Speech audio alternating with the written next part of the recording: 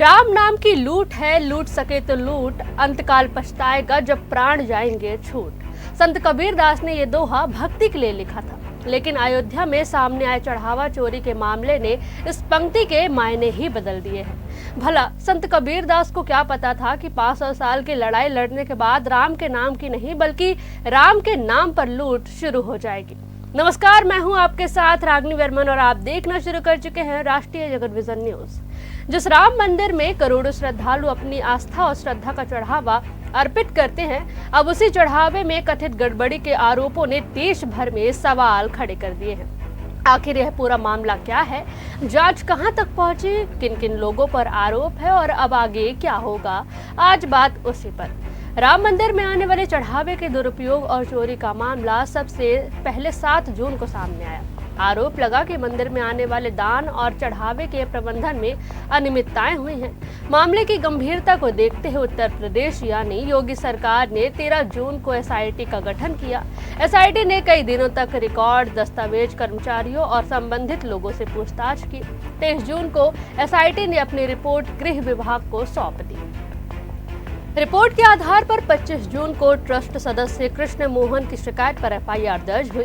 FIR में रमाशंकर यादव उर्फ टिन्नू समेत 8 लोगों को आरोपी बनाया गया। हालांकि ट्रस्ट के वरिष्ठ पदाधिकारियों के नाम एफआईआर में शामिल नहीं किए गए हैं। एफआईआर दर्ज होने के कुछ ही घंटों के भीतर पुलिस ने सभी 8 आरोपियों को गिरफ्तार कर लिया। जांच के मुताबिक इस मामले का मुख्य आरोपी रमाशंकर यादव उर्फ टिन्नू यादव है। बताया जाता है कि वह ट्रस्ट के महासचिव चंपत राय का ड्राइवर और करीबी सहयोगी था। आरोप है कि पैसे गिनने के कक्ष और दान पात्रों की चाबियां उसके पास रहती थी और चढ़ावे की गिनती से जुड़ी व्यवस्थाओं में उसकी अहम भूमिका थी। दूसरा नाम है सुभाष श्रीवास्तव का। जांच एजेंसियों के अनुसार वह गणना प्रभारी था। आरोप है कि गिनती प्रक्रिया की निगरानी और ड्यूटी लगाने की जिम्मेदारी उसी के पास थी और कथित तौर पर अन्य लोगों को भी इस नेटवर्क से जोड़ा गया। अनुकल्प मिश्रा पर आरोप है कि वह चढ़ावे की गणना में शामिल था। जांच के अनुसार वह ट्रस्ट पदाधिकारी अनिल मिश्रा का रिश्तेदार और आरोपी लवकुश मिश्रा का जीजा है। पुलिस का दावा है कि उसके घर से कथित चोरी से जुड़े पैसे और महत्वपूर्ण दस्तावेज मिले हैं। लवकुश मिश्रा भी जांच के दायरे में है। आरोप है कि वह भी चढ़ावे की गिनती में ड्यूटी करता था और अनुकल्प मिश्रा का साला होने के साथ अनिल मिश्रा का रिश्तेदार भी बताया जाता है। जांच एजेंसियों का दावा है कि उसके पास से कथित चोरी की राशि बरामद हुई है। करुणेश पांडे पर आरोप है कि वह अनुकल्प और लवकुश के साथ मिलकर कथित साजिश का हिस्सा था। वह भी चढ़ावे की गणना में तैनात था। मनीष यादव मुख्य आरोपी टिन्नू यादव का भतीजा बताया जाता है। जांच के मुताबिक वह भी पैसे गिनने की प्रक्रिया में शामिल था और उसके पास से भी कथित तौर पर धनराशि बरामद हुई है। अविनाश शुक्ला की गणना टीम का हिस्सा था। पुलिस के अनुसार उसके बैंक खाते में संदिग्ध लेन देन की जांच की जा रही है और कथित तौर पर लगभग 5 लाख रुपए से जुड़े वित्तीय रिकॉर्ड सामने आए हैं। वहीं रमाशंकर मिश्रा पर आरोप है कि वह चढ़ावे की गणना करता था और कथित साजिश में अन्य आरोपियों के साथ शामिल था। 26 जून को अदालत ने सभी आरोपियों को न्यायिक हिरासत में भेज दिया है। उसी दिन रिमांड मंदिर के ट्रस्ट सचिव, महासचिव और एक ट्रस्टी ने अपने पदों से इस्तीफा दे दिया। ट्रस्ट ने कहा कि इन इस्तीफों पर अंतिम फैसला बाद की बैठक में लिया जाएगा। बता दें कि 28 जून को पुलिस की 8 अलग अलग टीमों ने सभी आरोपियों के घर पर एक साथ छापेमारी की। जांच के दौरान निवेश और संपत्ति से जुड़े दस्तावेज, बैंकों के खाते की जानकारी, नकदी आभूषण और निजी डायरी जैसी सामग्री बरामद होने की बात सामने आई है।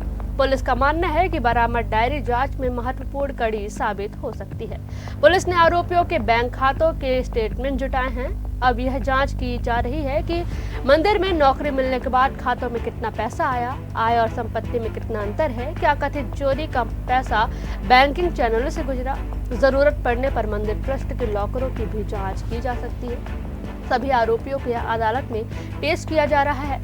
पुलिस रिमांड मांग कर सकती है ताकि यह पता लगाया जा सके कि कथित चोरी कब से चल रही थी, इसमें कितने लोग शामिल थे, क्या कोई बड़ा नेटवर्क काम कर रहा था, कथित रूप से कितनी रकम का गबन हुआ। बार बार एसोसिएशन का फैसला क्यों चर्चा में है। अयोध्या और फैजाबाद के वकीलों ने कहा कि यह मामला करोड़ों श्रद्धालुओं की आस्था से जुड़ा है। कुछ स्थानीय वकीलों ने आरोपियों की पैरवी नहीं करने का निर्णय लिया है। हालांकि भारतीय कानून के अनुसार हर आरोपी को निष्पक्ष सुनवाई और कानूनी प्रतिनिधित्व का अधिकार प्राप्त होता है। यदि किसी स्थान पर वकील पैरवी नहीं करते तब भी अदालत यह सुनिश्चित करती है कि आरोपी को विधिक सहायता उपलब्ध हो सके। अब तक उपलब्ध जानकारी के अनुसार एफआईआर में ट्रस्ट के कुछ वरिष्ठ पदाधिकारियों के नाम आरोपी के रूप में शामिल नहीं हैं। हालांकि जांच के दौरान कुछ पदाधिकारियों से पूछताछ की गई है और उनके बयान दर्ज किए गए हैं। पूछताछ का अर्थ अपने आप में दोष सिद्ध होना नहीं होता। बता दें कि पुलिस चढ़ावे की पूरी व्यवस्था, वित्तीय रिकॉर्ड, बैंक लेन देन, संपत्ति में अचानक वृद्धि, आरोपियों की भूमिका, संभावित अन्य लोगों की संलिप्तता, इन सभी पहलुओं की जांच कर रही है। अयोध्या में राम मंदिर के चढ़ावे में कथित गड़बड़ी का मामला सुप्रीम कोर्ट पहुंचा है। सुप्रीम कोर्ट ने मामले में तुरंत सुनवाई से इनकार कर दिया है। कोर्ट ने याचिकाकर्ता से सवाल पूछा कि आखिर इसमें इतनी जल्दबाजी किस बात की है। कोर्ट ने कहा कि कोर्ट खोलने के बाद तुरंत सुनवाई करेंगे, यानी अब 12 जुलाई के बाद ही मामले में सुनवाई होगी। अब सबसे बड़ा सवाल यह है कि क्या यह केवल कुछ कर्मचारियों तक सीमित मामला है या फिर जांच में और बड़े नाम सामने आएंगे। क्या कथित चोरी लंबे समय से चल रही थी? इन सभी सवालों के जवाब पुलिस जांच और अदालत की कार्रवाई के बाद ही स्पष्ट होंगे।